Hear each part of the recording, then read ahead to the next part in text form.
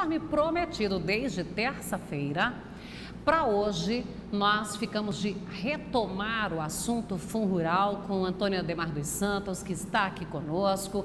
E a gente já vai entrar direto, porque o assunto rende muito. E vamos tentar esclarecer o máximo possível para o produtor de todo o Brasil.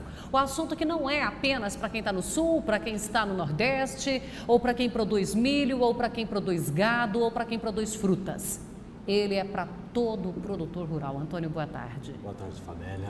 Bom, vamos começar, vamos tentar trazer o máximo de esclarecimento. Vamos começar falando assim, qual que é a situação jurídica hoje do FunRural? Bom, o termo que muito se utiliza é a insegurança jurídica, né? Na verdade, é essa a real situação. O que ocorre, Fabélia? Tanto a FPA, que é a Frente Parlamentar Agropecuária, a Andaterra, a OAB, né, a FAEG. Então, a gente colheu várias informações e a gente pretende aqui ser muito prático e trazer coisas objetivas para que os produtores rurais entendam a real situação. O que se negocia hoje, Fabélia? Infelizmente, o prazo que está estabelecido para fevereiro. Esse prazo para aquela renegociação, para aquele parcelamento. Exatamente. Então, a FPA negocia o alongamento desse prazo e negocia os vetos do presidente Temer. Mas observe um negócio, aparentemente não há negociação ou não há esperança de que o recurso que vai ser julgado no dia 22 de fevereiro, na quinta-feira, pela manhã, tenha sucesso, porque já se negocia extensão de prazo. Então, resumindo, aparentemente, o que nós temos, infelizmente, é uma chance de ter mais prazo para aderir a um parcelamento. Essa é o que interpretamos como a real situação do processo FunRural. Tem alguma lei já estabelecida que esteja clara? Porque tem alguns termos, que você ainda falou de trazer isso de modo mais claro, mais objetivo. Sim. Porque existem alguns termos que eu confesso para você que me fala, daí eu pergunto o que isso quer dizer. Porque a gente não entende. Justo. Então vamos lá, o que nós temos de fato hoje? Nós temos a Lei 13.606, que foi editada, ela foi regulamentada, tanto pela PGFN, que é a Procuradoria-Geral da Fazenda Nacional, e também pela Receita Federal do Brasil. Eles regulamentaram como é que vai funcionar a Lei 13.606. E o que é que ela trata? Ela trata do PRR, que é o Programa de Regularização Rural, e especificamente FunRural, certo? Então, nessa lei é o que nós temos editado e negocia-se alterações nela através de uma medida provisória que venha da Presidência da República, para alterar alguns itens ou alguns artigos desta lei. Mas então, observe, nós já temos essa lei e estamos tentando fazer alterações nela para ficar mais benéfica para o produtor. Mas a lei, então, existe e ela já está escrita e já está regulamentada, certo?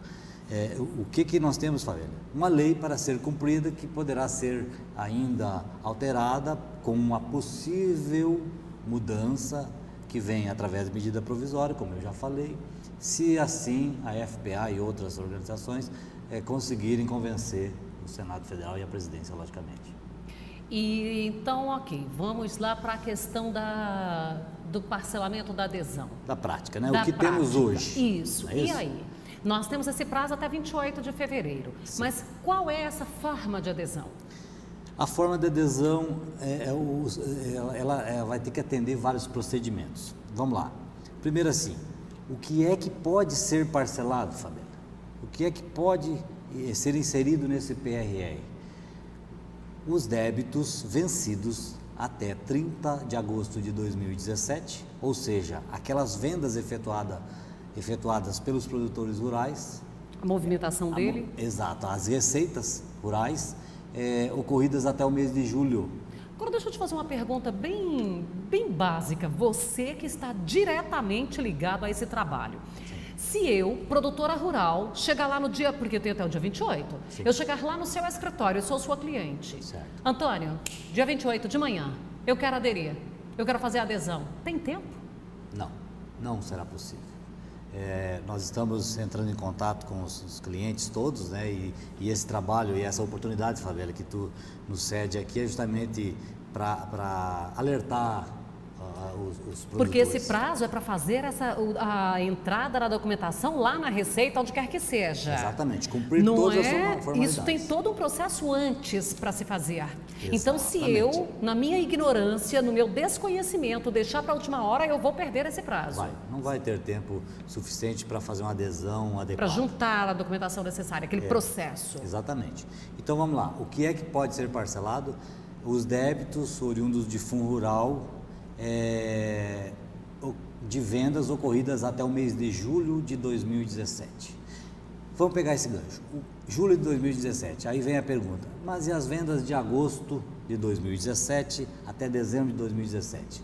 Não poderão fazer parte do PRR, desse parcelamento, mas poderão ser regularizadas através de um outro parcelamento, que é o parcelamento normal, que tem as suas características, ou seja, então, não tem as reduções previstas. Então vamos deixar esse aí daquilo, certo. Então é a comercialização até julho, que aí você responde por ela no mês subsequente. Exatamente. Né? Exatamente. Qual é a forma de adesão? É por requerimento físico, não é por certificado digital. Esse requerimento físico seria lá um formulário. Exatamente. Que eu preciso preencher e tudo? Um formulário próprio com informações desse parcelamento, mas aí começa uma situação que você me questionou, Fabela. Como é que eu vou chegar nesse final para que haja o protocolo desse parcelamento?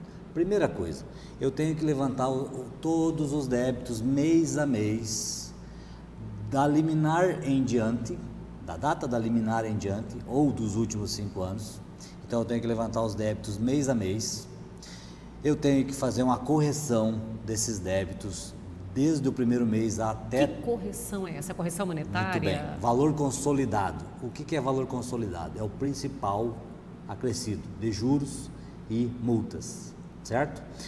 Então eu tenho o valor principal, eu tenho que levantar pelas vendas ocorridas. Isso o meu contador faz. O seu contador faz. Aí eu tenho que fazer a correção, né? Aplicar então o juro e a multa, e vou ter o valor corrigido. Esse montante eu vou pagar 2,5%. Então eu não posso pegar só o valor principal, eu já tenho que trazer esse valor corrigido até a data do... 28/2 a princípio. Hoje, 28/2. Estou mais chocada um pouquinho, gente. Veja bem, então assim, tem isenção, tem anistia dos 100% dos juros. Não é bem assim. Vou repetir.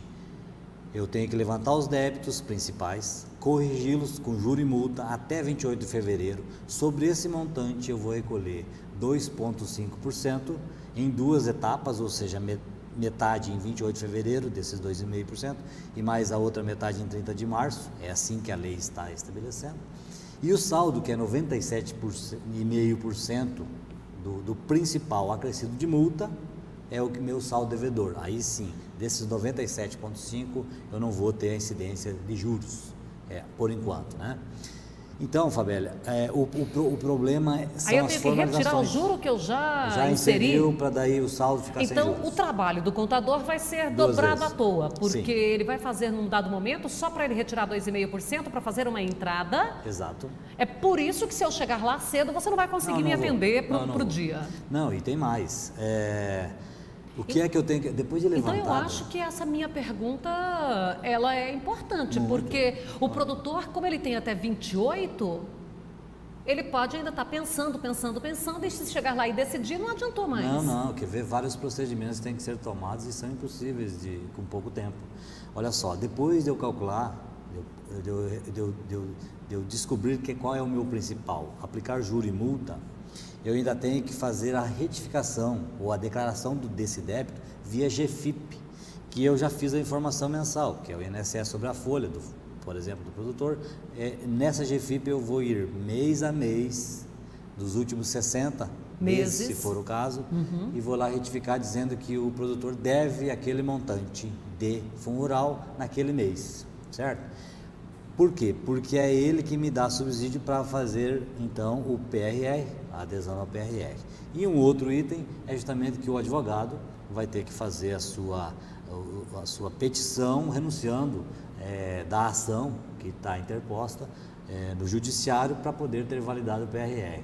Então ainda tem formalidades a serem cumpridas pelo advogado para eu protocolar junto com o meu pedido do E essa do advogado é imprescindível, eu não posso fazer sem essa do advogado, ele tem que fazer parte. Sim, tem que fazer parte. É parte do processo. Exatamente. Então, muito bem, descobri o meu débito, que já vai ser uma coisa muito complexa, né, e com muito critério, muito cuidado para não pagar duas vezes. Quais são as vantagens, Fabrício, dessa adesão? Imaginamos que vamos aderir, né? Quais são as vantagens? Primeiro, redução dos juros, que não é sobre 100% e sim sobre 97,5%, como já esclarecemos. Pagamento das duas parcelas iniciais, conforme já mencionamos.